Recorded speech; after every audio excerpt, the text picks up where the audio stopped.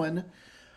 So this is Art Viewing Adventures, and we are here to talk about art events that are going on in the Bay Area, and we talk about exhibitions, and we just happen to have a great one, in my opinion, at the De Young Museum right now, Monet and Venice. And I'm joined by my friend Barbara Hébert, who is a fellow museum guide and someone who, like me, loves Monet. And I think we're going to have, you're going to learn a lot from our conversation about this exhibition. So, welcome to Art Viewing Adventures, Barbara. Thank you. It's great to be here. And I love this title, Monet and Venice. Two separate but equal subjects, a famous artist and a famous city. And we all, I think, have our own vision of Venice. It's a city full of mystery and myth. We hear a word or an image, see an image, and people down through the years have wanted to go to Venice and then experience what they've seen or heard. Sometimes I'm sure that might happen, and sometimes I'm sure that doesn't happen at all. Um, for Monet, in 1908, Venice was a refuge. At the age of 68, he was having a crisis of confidence that the work he had been doing, his famous, and much beloved water lilies, was considered perhaps something he'd done too much of, or it had been done and he should do something else, and he needed a break.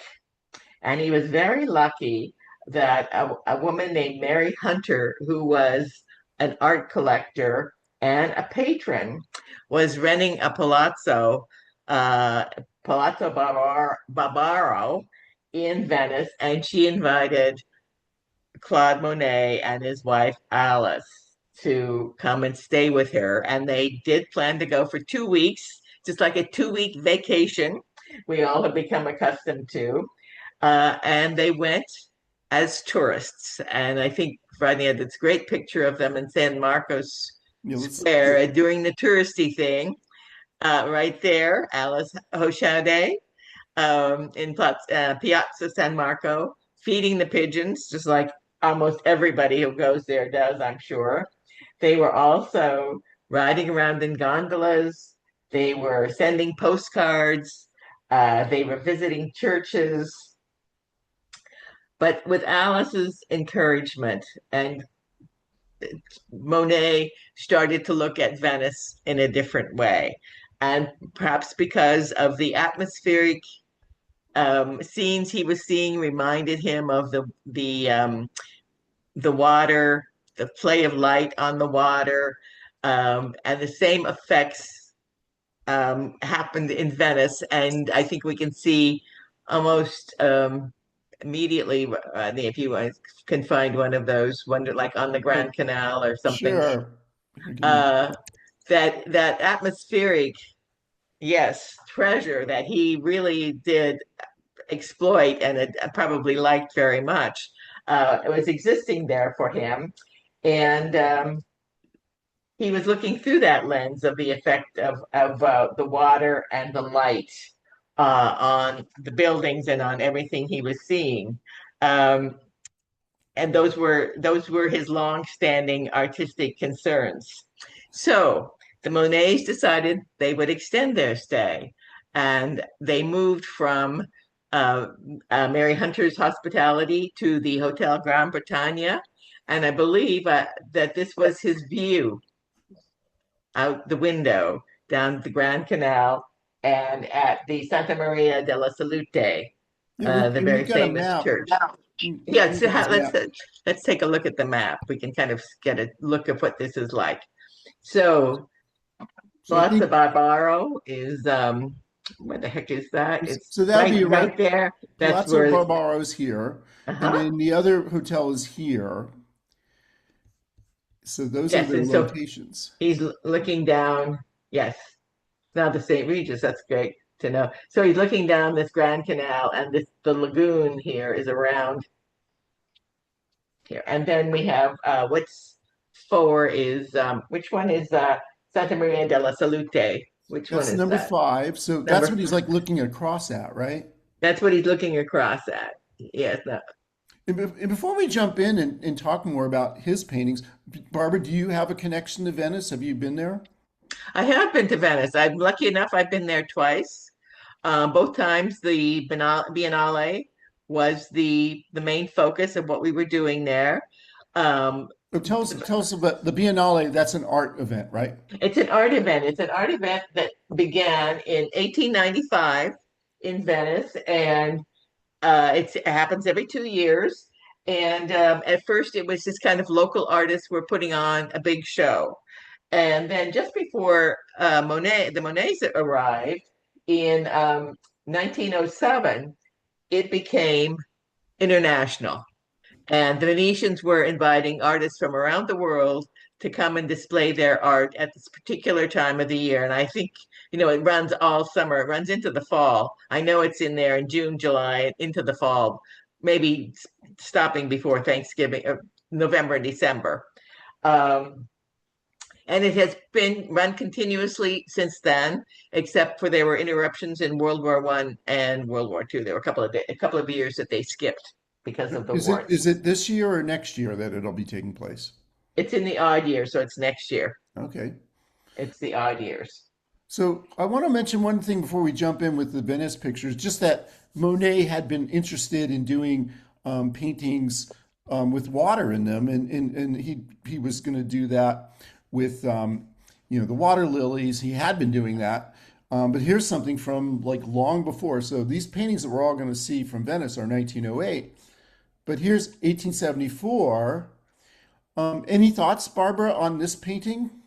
Well, certainly did like boats. I know he's got a lot of paintings with boats in them, and also when because when escaping from Paris, the artist went up the Seine to Argenteuil. I might be pronouncing that incorrectly, and they did have a studio boat, so he's painting on a boat when he was up in Argenteuil. But he did like boats, and I think everyone who went to Venice, and I think you'll see in the paintings that we're showing that a lot of the artists have lots of boats in their works, and Monet seems to include a gondola in almost all of his Yeah. Venice paintings. So maybe we should jump in and what we've done for this program is to put them together by subject. And what I really loved is that he really did the same similar scenes over and over again, and the paintings will be different. But I love this idea of repetition. And do you have thoughts on that, Barbara? Yes, yes, and of course with we have seen a lot of things that a lot of works that Monet has done, like the cathedral at Rouen and the haystacks, where he did them at different times of the day and gave them a different feeling. In this time in Venice, even though these paintings do have a different feeling, he did them at the same time every day. When he was kind of in awe of Venice. He said he was in awe of it. He's unable. He told his dealer he was unable to work seriously, but he wanted to make a few canvases to preserve the memory. But he did eventually make um, 37. There were 37 total, but he had a schedule where he started.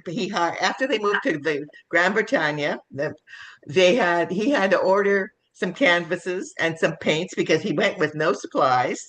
And so the supplies arrived, and he started to paint on a regular schedule at the same time, the same subject at the same time. He would paint for 2 hours and then he would move. So he would move from, I don't know where he started, but all three of these Santa Maria della Salute, this is that, the Giorgio Maggiore, and the Palazzo Ducale were all very close to the Gran Bretagna.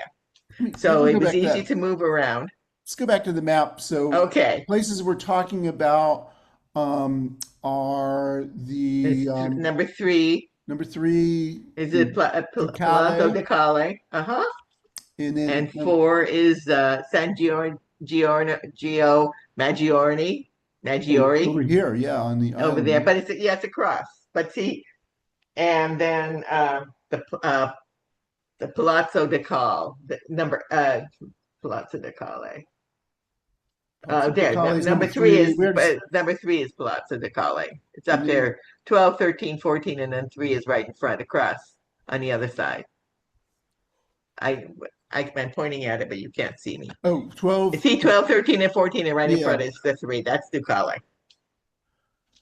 Okay. So let's go back and let's start looking at some of these Grand Canal paintings. And then here's a photograph of what it looks like today, just to give you a sense of the place.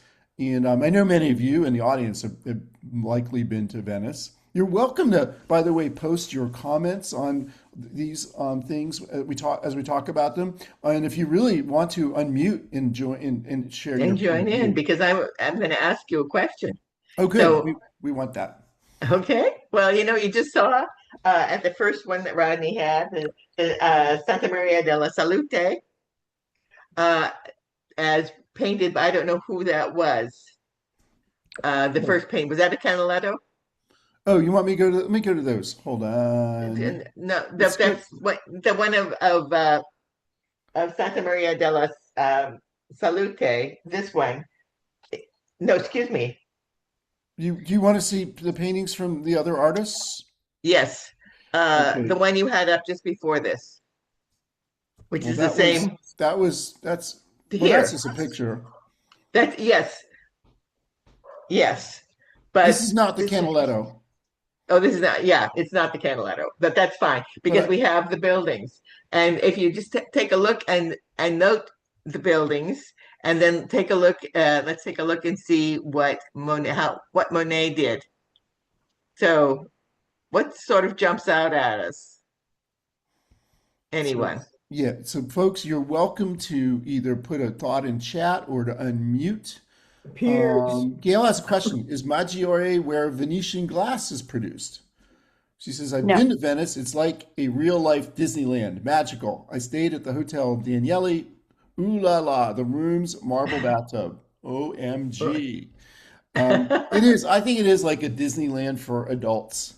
It is in many ways. I had my own, I went there for the first time in 1992. I went by myself, but just was enchanted by the place walking around. Yeah. And then I went back with my wife. I remember we met a very wonderful cat at a restaurant that served seafood, and the cat, Oh, of that was the course. cat's hangout. Oh, Um, coming. So the one thing that I noticed immediately about what Monet is doing is he is not painting these in their real colors. And he has a palette that is his palette. It's very jewel-like, the purples, the blues, and it's very translucent. Yes, it's absolutely beautiful. It's like he's creating his own Venice. to me, it's so interesting how different these are, even though it's the same scene. And Joe at the says, same time of the day, but a different day. a comment from Joe. She notes that there's like something translucent Yes, about many of these, like this one, I think in particular. It's the yes, same time of day, but the atmospheric conditions are different. I think the different. tidal conditions would be different. Yes, yes, Gail says his color palette in Venice mirrors yes, his palette with water lilies, yes, ethereal, otherworldly. yes. And Venice is sort of ethereal and otherworldly itself. Look how clear this is. Yeah, this How is so wonderful. different from the others. But it's the same point of view. And now, as Rodney said, we have the conditions with the tide. Now we have these stairs to go down to the water, as it's at various levels. And so that's because it's from the same vantage point, but now they're exposed and hadn't been before. Yeah, like Uh, you can tell that from the poles. Like yep. we have the poles, and yet it's just this one's cropped differently, I think, right? It's pretty much the same, but the water's lower. The water's oh, so maybe that's it. It's a The tidal tide has gone change. out. Yeah, Oh, the I never tide. thought about that. And the tides don't happen at the same time every day. This is They true. they rotate. They are controlled by the moon, and they follow the pattern and the variations with the moon. So, but And I think it's interesting to us because we live in the Bay Area. We live in a place that's also affected by tides. And water is an important part of our life in the Bay Area, although we often turn our backs on it. We really shouldn't, you know. Well, I don't. I look at it every day. Well, folks who know me know I'm a big Bay Trail fan, Uh-huh. and I always cherish the time I spend on the water. Yep. You know, Yes. Embarcadero. I love the Embarcadero. I'm Yes. going to the Chase Center tonight, which will be across from the water. That'd be great. Well, I live in the marina, so I live down by Christie Field, and I've got the water just Oh, fingertips away. So I'm lucky there. The other thing we might notice with this in this particular painting is that we have these stairs, and the stairs are definitely for people to use, but we see very few people in Monet's paintings of Venice. yeah, and that's He's a big difference from some of the other people who painted that Venice. painted So Venice. Yeah, I'm we going to can go. show some of I'm that. going to jump to an earlier, well, in my deck a little earlier.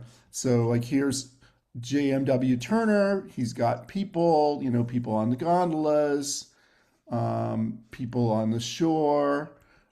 Here's the Canaletto that we were talking about.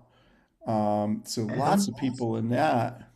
And this is this we haven't seen it yet, but this is the Palazzo.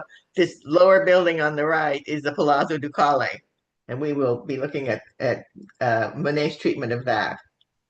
But look at all these Yep. people.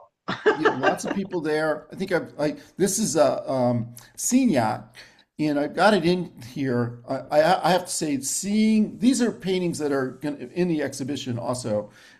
This is one that does not translate well to a computer screen.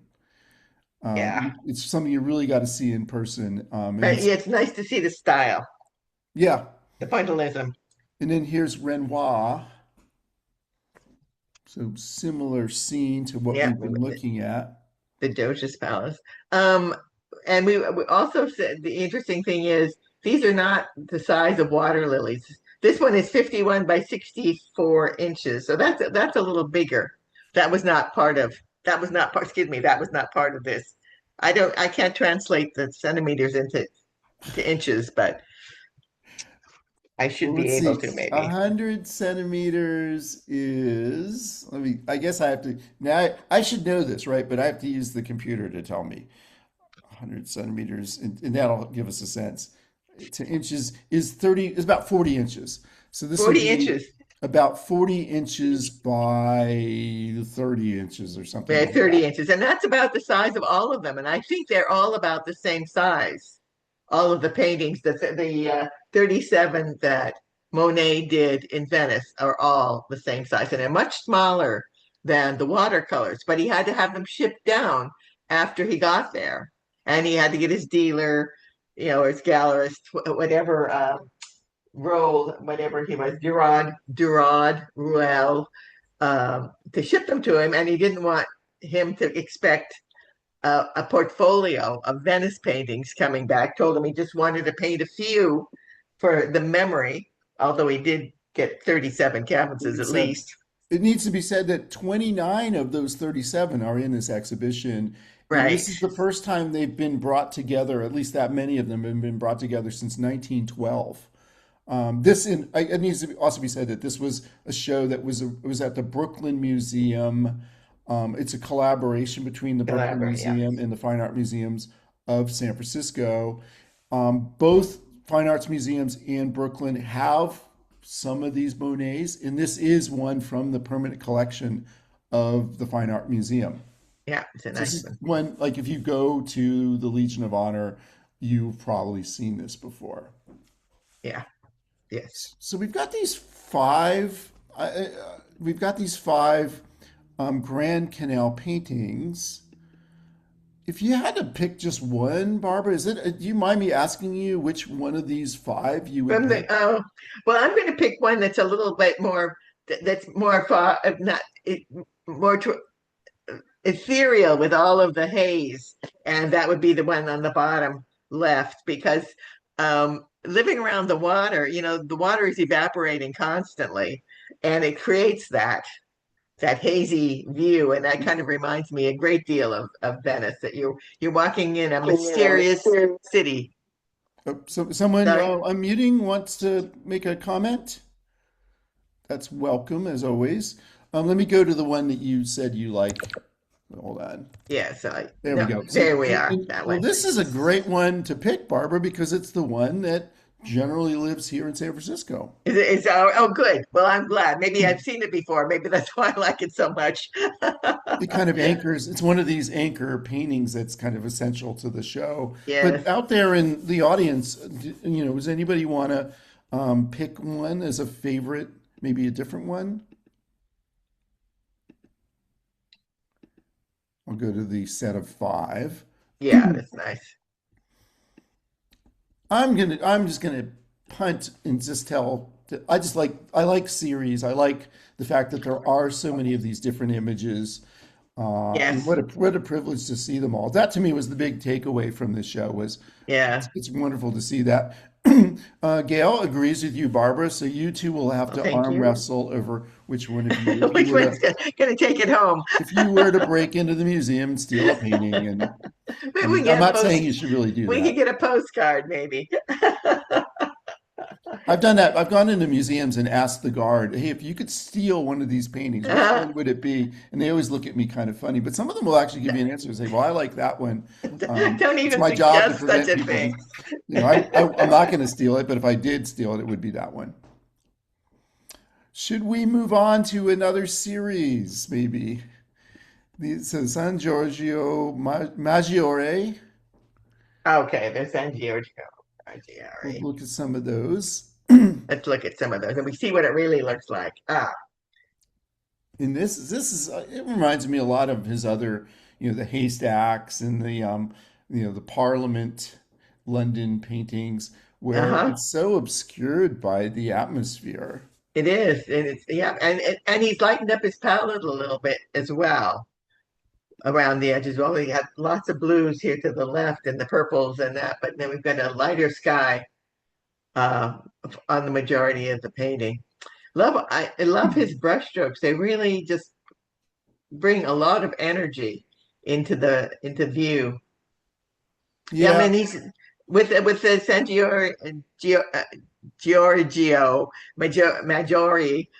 He has he's changed his palette a little bit for this building, for this view. yeah, it's like there's a lot of variation. This one's got the gondola. Do the other ones? Oh yeah, well here's another one with the gondolas. Yeah. So you can just imagine Monet sitting out there in a gondola, bouncing around. The poor gondolier, he probably loved it because he didn't have to work very hard. He just had to move every 2 hours to another location that was nearby, bouncing around with his canvases, his brushes, his paints, and some sort of easel, I would imagine, of some sort. Uh, It's too too bad bad he there's no didn't. photograph of that. That would be a Yeah, it wonderful thing to is. see. I was just going to say, too bad we don't have an image.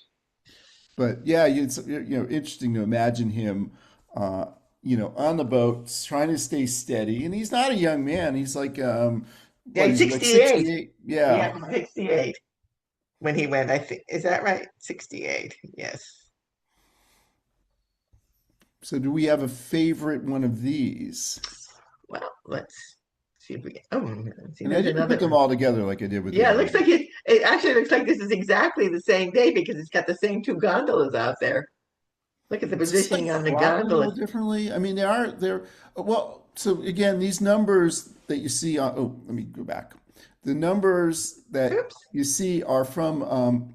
There was an art dealer named David Wildenstein. I think he's the one who put together the 1912 exhibition of these, and he's the one who came up with this numbering system.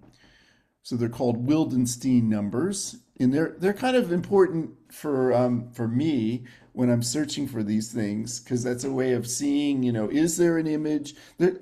I don't have everything from the exhibition in these slides that I'm Yeah. showing because some of these come from private collections, and they don't allow people to make an image and post it on the internet. Right. So the ones that are in museums, it's easier to get. There's also it's a good catalog of this exhibition. So if you love the exhibition, I think it's like $45. It'd be worth springing for that. So Barbara, you gonna pick one? Um, I was just trying to figure out who put that 1912 together. It was Galerie Bernheim, June Bernheim hyphen Jeune, which I Okay. think means young, the younger. Um, I have another favorite. I don't know if I'm going to pick one of these or not. There's an Okay. absolute super favorite of mine in here, Okay. Well, maybe we'll keep so maybe going. we will get to that. Any comments out there from the audience? Anything? Anybody? What are your takeaways from seeing all these different paintings of the same scene? Do we like? Do you think that was? Would you rather he had done a lot of different things, or do you think it's cool that he did the same thing repeatedly? Let people mull that. Well, it's the same pattern that he had with the water lilies. He liked to really explore that image, that site at different times of the day, and they are very different. And he's always kind of had that with the cathedral and with the haystacks. He sort of that was something he was exploring until he was satisfied with it, maybe perhaps until it stopped. Can Yes. you think of other artists that did that that really did the same scene over and over again? Wow. Because I'm thinking, like, I'll think of someone like a Robert Bechtel. He has the same idea. They're all houses in the Bay Area, but they're all different houses. They're not the same house. Right. Right.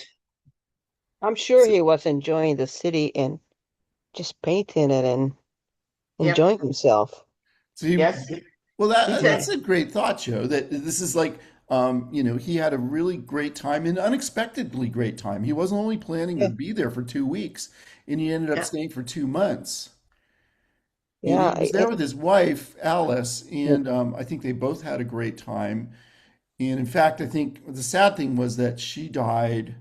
They were never really able to travel back to Venice or pretty much anywhere else after they got back because Right. she Yes. became ill.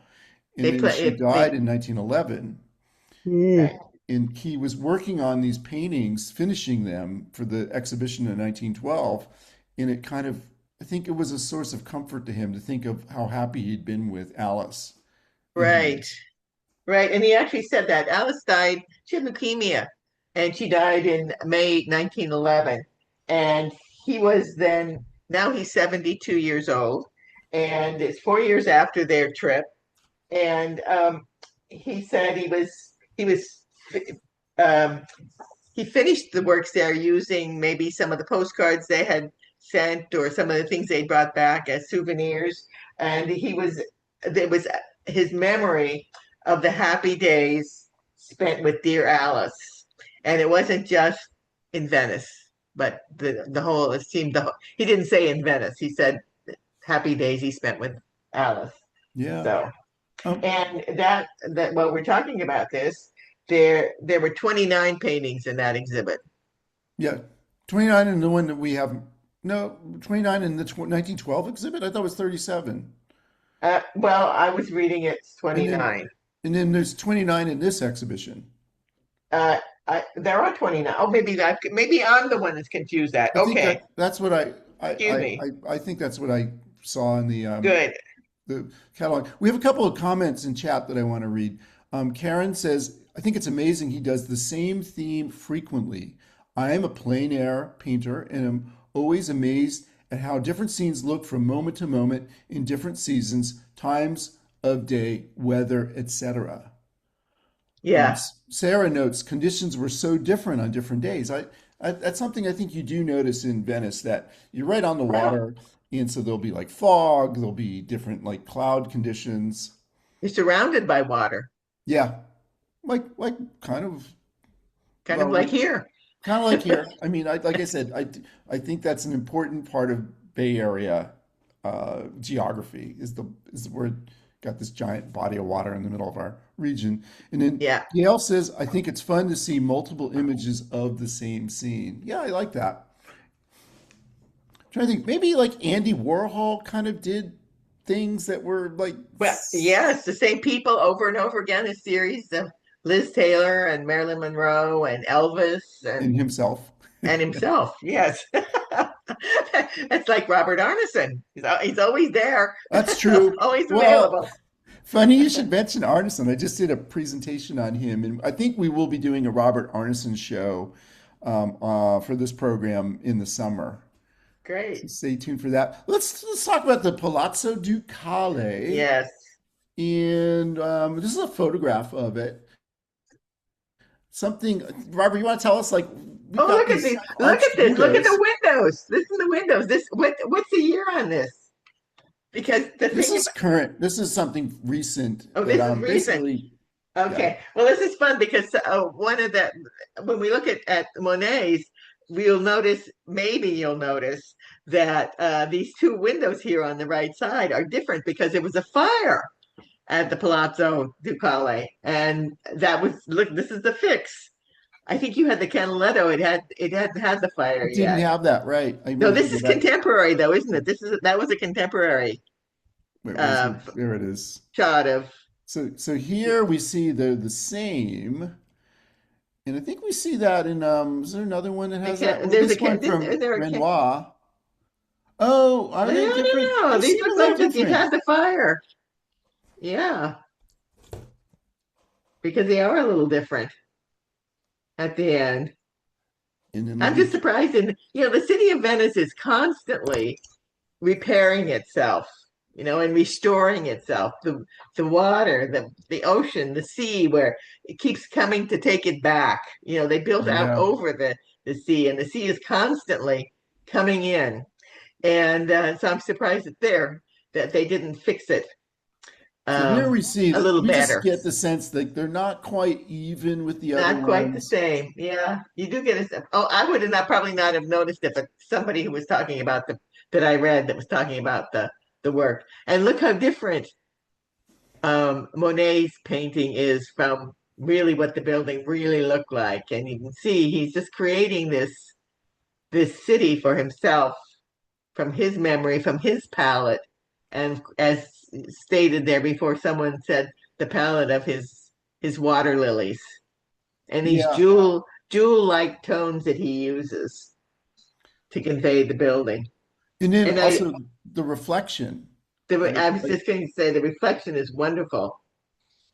and he was one of his comments about the Canaletto painting that was done earlier was, it's very realistic, but it doesn't show reflections Yes, yes, and or shadows. He or shadows. noted Yeah. that in others that they did not include the reflections and that was very important to him because it was part of the interaction with the atmosphere and the water and the wind and the light that was coming in at that particular time of day on that particular day.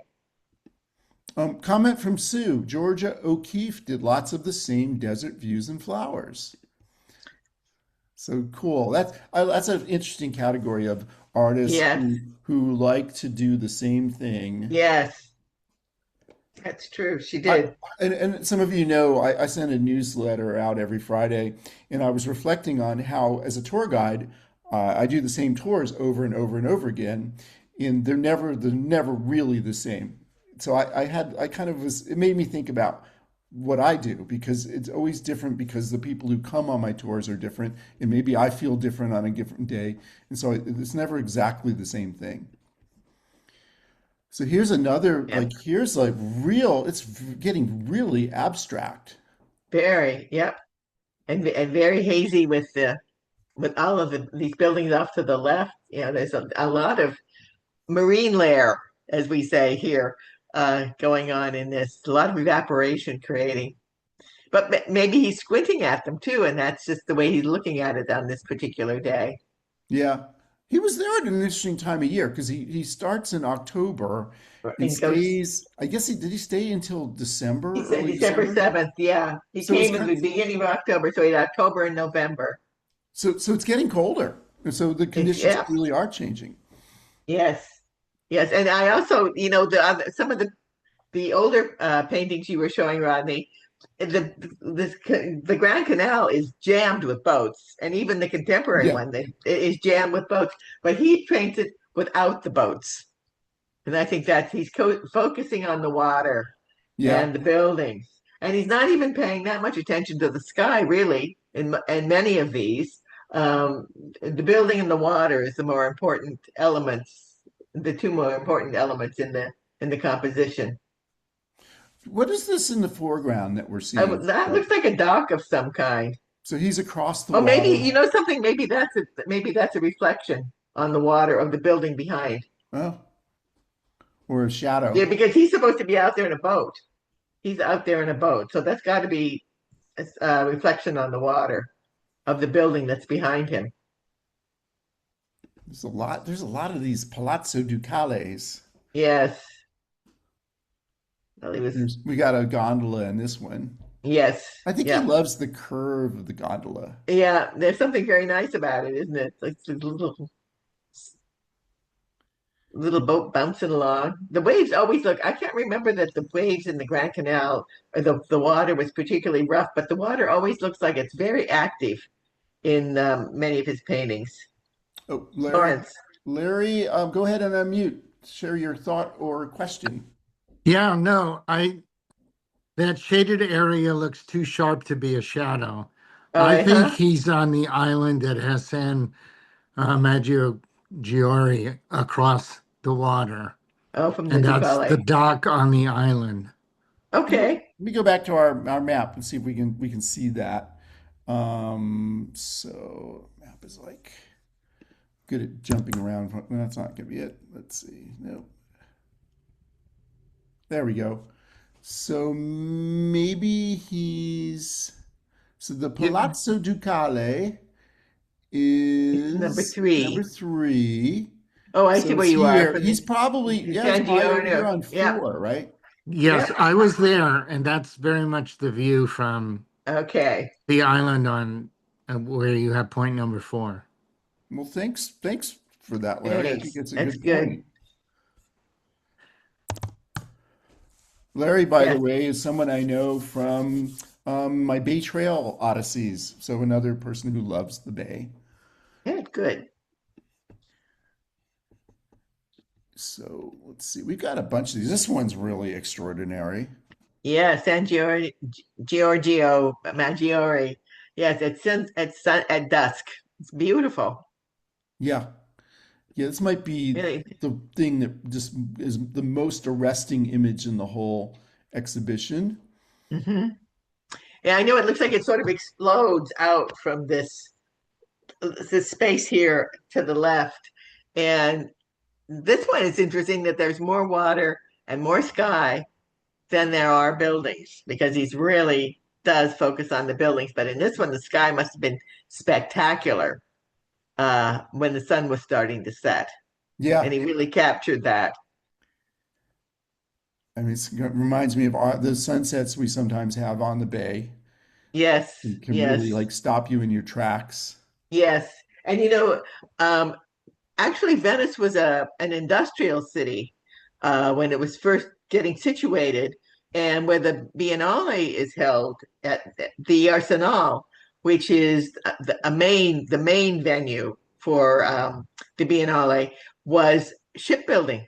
The Venetians built ships, and they had an assembly line kind of arrangement where they were just building them faster than anyone else had ever built ships before, and they were hiring themselves out as mercenaries to fight in other Wow. people's wars. And that was part of their early wealth. So if it was industrial, there's got to be smoke in the air. And in addition to, the evaporation coming up from the water around them and kind of mixing together and creating those beautiful sunsets It that we wasn't all wasn't just admire. tourism back then, the way it is kind of It now, wasn't right? touristy. No, it was industrial. Well, that's another parallel with our Bay Area that you talk about them being the fastest shipbuilders in the world. Well, I think we were during World War II. Here in San Francisco, in the Sure, Bay Area. Rosie the Riveter, that Yep, whole, yep. Well, yeah. right, right. Rodney, can I ask a question? Please do. Okay, I can't find the place to raise my hand, so I'm That's sorry. okay. You're good. When I was in the exhibit yesterday for quite a while because I'm showing it as a docent, and one of the 7 pictures of the Palazzo Ducale is supposed to have a finished campanile in it. So my question is, are we looking directly, basically, onto St. Mark's Square? We can't see the cathedral, the main church, because it's hidden behind the palace. But this is the main campanile that we run into as tourists. And was that the one they're talking about was being restored? And it was finally restored in 1912. Oh, so it hasn't. Yeah, I think that's right. I remember hearing that in the 1912. exhibition. And I'm just wondering if you have the picture. They said one of them, it was fully restored in one of these pictures. And I looked 2 or 3 times and I couldn't tell where. Huh. Yeah, well, this isn't, yeah, that one was not. Like this one, clearly not, right? Right. Is that your first one? Um, let's see. Got that one. Because we don't even see it in this one. It's kind of cropped out. Um, that's a good question. I'm gonna maybe, I don't know, Barbara. It might be like Yeah, we are not sure. You get a little more I'm here. not sure. Yeah. They made a point about saying it on one of the wall Well, tiles. well, And what about this this one? is, but this is a different area, different church. Yeah. Yeah, it's a This different is, church. this is Uh, San Gregorio and this is more looking straight on to San Mark's, but how it's about hidden by this? all the buildings. Well, it's possible. They said it had the green tile roof. What happened is he finished these all by 1912. He took them home and then he worked on them between 1909 and 1912. So we always think of him doing en plein air, but he worked them up and he used postcards and photographs. And the Campanile was finished by 1912. So he apparently finished it in one of these paintings, but I couldn't tell which one.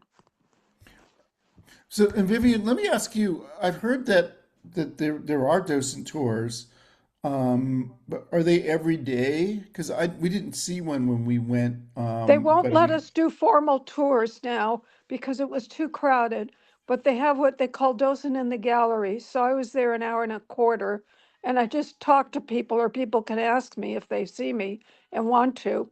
So we're a sort of a resource hanging around. That's twice a day, 11:30 and 1:30. To get a docent-led tour, you have to be like a private party, and then you pay $250, I think, for up to 12 or 15 people can go on the tour if you have a group. So Rodney, you could take one of your tours, but you'd have to be paying and collecting from everyone. Okay, that's good to know. And yeah, I just had there was some confusion for me about that. Um, and because the tours I've been on at both the De Young and the Legion of Honor are excellent. So, Yes. you know, Well, we are a good crop of people, I have to admit, and including myself, and we were very disappointed that we cannot show this exhibition. But when I went there yesterday, you could barely breathe. There were so many people. And it really wouldn't not have been a good idea to have 15, 20, 25 people gathered in any of the rooms in front of these paintings. we had some experience with that at SF MoMA for the Magritte exhibition where we did the thing where you had to, people had the headphones Uh-huh. and so you could actually be in a crowded gallery. But that's a whole other thing. It's just I hope they're going to have more guide led tour guide led tours at the fine art museums. Well, Rodney, we're supposed to become part of the staff of the museum starting July 1st. We won't be independent council anymore. And I don't know whether they're trying to phase us out or not. Every time they do another requirement, we lose 20 docents. And there are headsets available, and this could have been done with headsets. However, they have a shortage of staff to clean the headsets, so there's some kind of excuse. However, on your own phone, if you bring your own headsets, there's a QR code you can download You can and listen to the get audio an tour. oral tour. You can listen to the audio tour for free. Yeah, I will say this about that, that I'm a big believer in human being led tours. And the audio tours are they can be complementary, but I love the kind of discussion we're having right now with the human being, and not just Right. one way information being conveyed through headphones. And I'm sure, Vivian, that you agree. Um, absolutely. we have a question I from didn't even James. Yeah, download it. yeah. James says, so is that policy on docent tours only for this Monet exhibit or general for all future docent tours? Do you know the answer, This, Vivian? that's for this exhibit. We're having a new one come in Legion in a month called Etruscans, and a bunch of us has signed up to give tours. Now, I don't know if they'll pull that out from under us, but we think that it's going to be only for this one. But when we come under the museum in July, I don't know what they're going to do with us. Okay. Oh, that's Well, very sad. yeah. Larry, you have your hand raised. Go ahead and Yeah, if I may, back to the Campanile. I looked uh-huh. it up. It collapsed in 1902, and the reconstruction was completed in 1912. So some of those views by Monet might be like partially Hmm. reconstructed or something.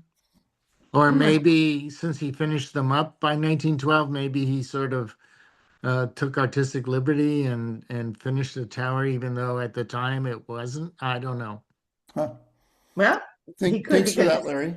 We yeah. have a couple more places to show, and we only have about 10 minutes left. Uh, So a this quick is, question on visiting the museum. When is the best time? Um, because I'm planning to visit. Any my personal comments? opinion is, they open at 9:30 in the morning. That is a weekday, 9:30 in the morning. You are definitely going to have the fewest people to deal with, I would say. And then if you went like on a rainy Sunday in the Oh, that would have afternoon, been the best day that's going to be the yesterday. worst time if you want. I like Oh going to the no, galleries no, when they're yeah, what not time? crowded. Yeah. So good question, Joe. Okay, thank you. And then we have a comment. The docent on call seems great. We'll look for you guys when I visit the exhibit. Thank you, Vivian. Yeah, thank you, Yeah. Yeah, Vivian. when Thanks for. You're I was welcome. there and we were both, excuse me, go ahead. I just said you're welcome. Thanks. I looked for the docent in the galleries and I never found her. Yeah. And I asked about it, and the fellow at the check-in, when we checking in, said that they thought that the people that came at 11:30 were there, but didn't know about the 1:30 people, so they hadn't seen them. So I never did find them. I As a did look. guide, I'll just say I don't like the like we call it park and bark, where you just stay in one Yeah, place and yeah, people come to you. I yeah, don't like that. I like showing people a bunch, like we're doing today. We're showing a whole bunch of different paintings and talking about how they relate to each other. Barbara and I have thought through how we wanted to talk about this. yeah. So He did. it'd be great if the museums could get out of our way and let us do what we That's do. right. That's right. So I think, Rodney, we have a painting, the Red House. Yeah, yeah, let's go Is to that where we that. want to go? We can Let me go. jump to that because I know that was one of your favorites, and we're running That low is on time. that is my favorite. Actually, So because it's so you said it's your favorite, Barbara. Why is it your favorite? because it's so different. It is so different from all the other paintings, and it doesn't even look like a Monet to me.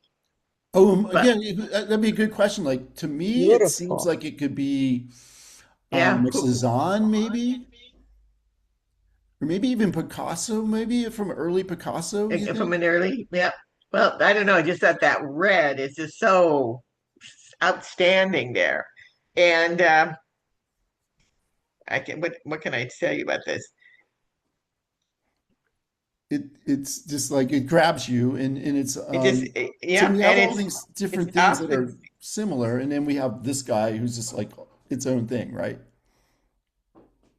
Which guy? Well, The La it's a Maison side Louise. street. It's not the Grand Canal. It is a side street. Yeah, not the great. Yeah, look, it's so different, and the colors and it's so different. and it doesn't have like the same palette. It doesn't have all of those little brush strokes and the haziness. And I don't know if he went back more than once and did this house and on the one painting, or if he completed it in just one day. I mean, I can see the gondola there and the poles, which indicate that it's docked. There's the docking poles for the gondola. And actually, there's actually two or three gondolas there, perhaps. But just love it because it's so different from the others. The Yeah. curator said it's a sketch. It Oh, wasn't ever finished as an oil painting that Ah, like that he would release. So he kept it in his collection. Wasn't really put up for sale. yeah. Um, Go ahead. well, it's just not finished. It's rough. Right. But he did include it in the exhibit in 1912. You did? Yeah, the wall text says that. Hmm. The it's one of the 37. yeah, the Okay. gallery, the gallery La Roque Granoff, which loaned the Red House to this exhibition, which is the 1912 one. Let's go to one. There's one more set of series of places, and then we'll finish up with the water lilies. But this is another Ah, place, Rio della Salute, and this is what it looks like today.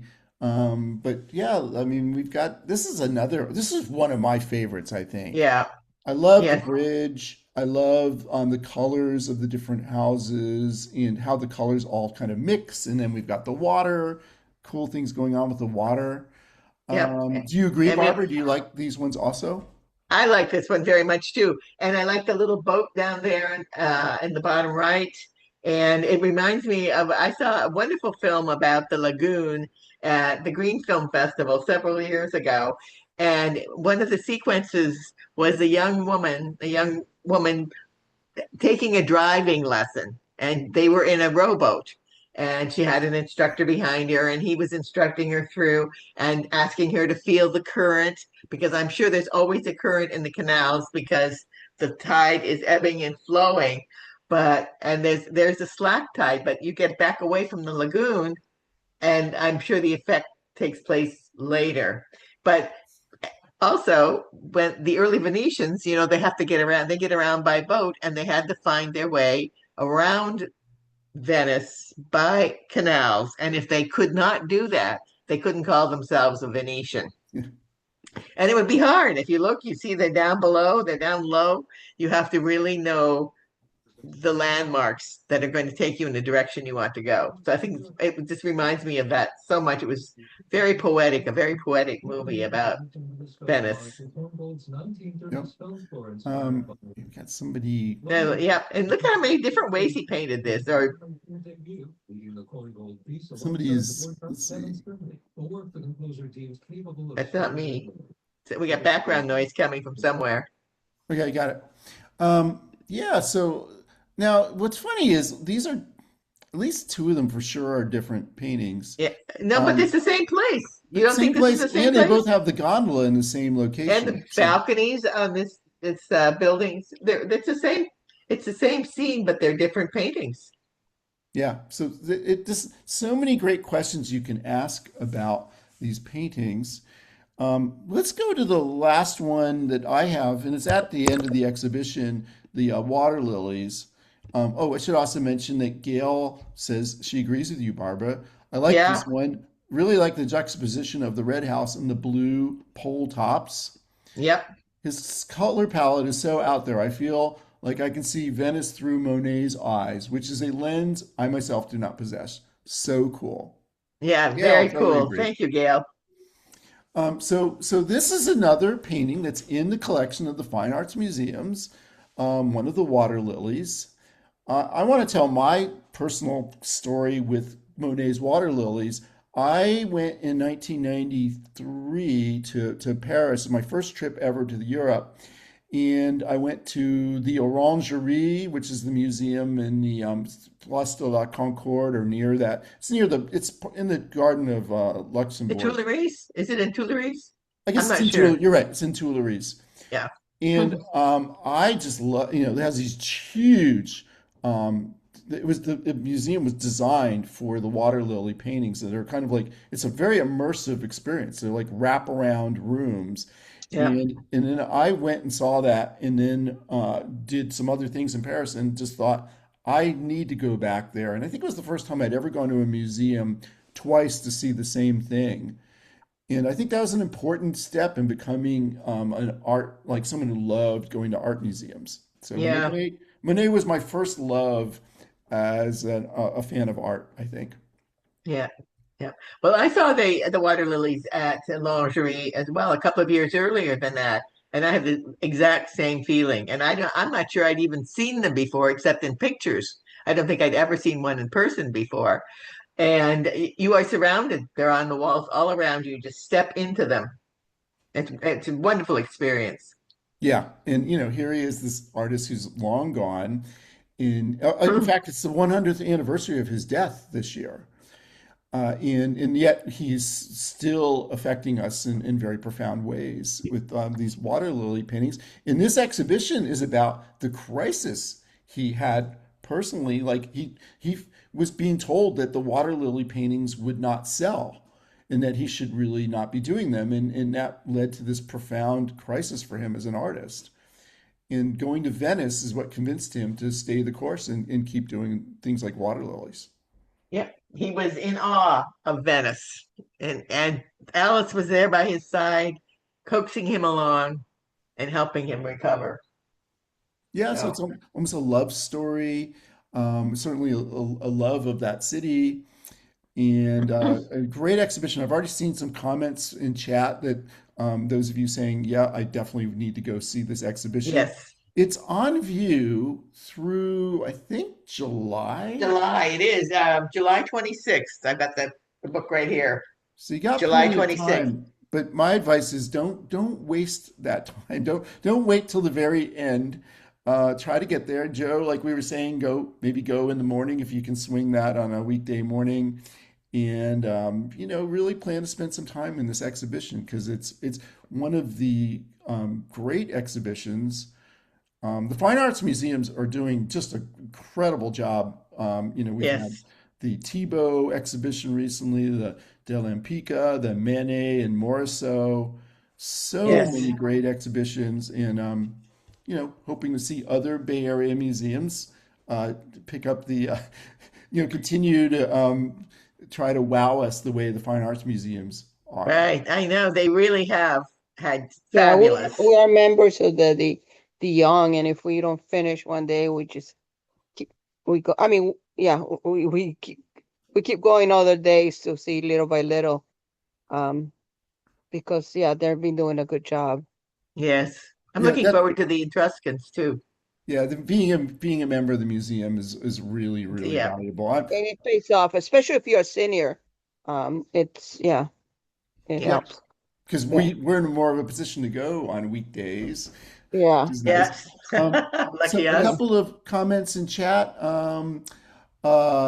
James says this series is widely dispersed across museums, so to see so much of it in one place will be a rare occasion. That's totally It true. is. And that's Yep. often true of these exhibitions, that they're bringing together paintings that really need to be seen together, but you can't usually do that.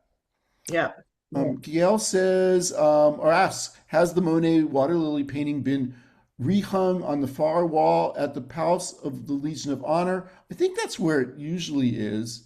It's such a perfect place for that painting as you view it down through the multiple galleries. Yes, it's at the end of a very, very long hall. And I think that's where it will go back after this exhibition is over. Then we have some comments from folks Take a who look into it. enjoyed our presentation. Barbara, this is your first Good. time My joining first me on time, Art Viewing which Adventures. is great. Well, I've been in the audience before. Well, we're yeah. And I know you've been a guide for SF MoMA for many many years. So I'm really happy that we can tap into that experience. thank you. Thanks to everybody. This is really fun, and I knew it would be a fun time with you all. So thank you. Well, that's what we love to do. The sad thing I have to tell everybody is that there won't be art viewing adventures for the next, I think, not until June, and it's because I've got some travel plans. But we will be back in June, and we've got some pretty exciting programs lined up for the summer. So don't give up on us. But yeah, the first and third Mondays coming up, we're not going to be putting programming on, like I said, until June. So we'll be back, I promise. Okay, well, safe travels. Thanks. And thank you, Jennifer, as always, for being our technical moderator. She does such a great job. And Nikki, our community connector. And Nikki, you want to tell us about what's coming up next on the Community Living Campaign? Well, tonight we have the Who Knows Who the Pentangles Are? Oh, yeah, yeah. Pentangle, great Pentangle. British Celtic rock. They're going to be on tonight with Richie at 6 o'clock. And, we continue with our in-person exercise programs and our walks and our writing groups and our informational sessions. So, just look at our calendar and see what we have each week. It's a very interesting group of classes and topics. And we also hope that we see you at City Hall on Wednesday at 1.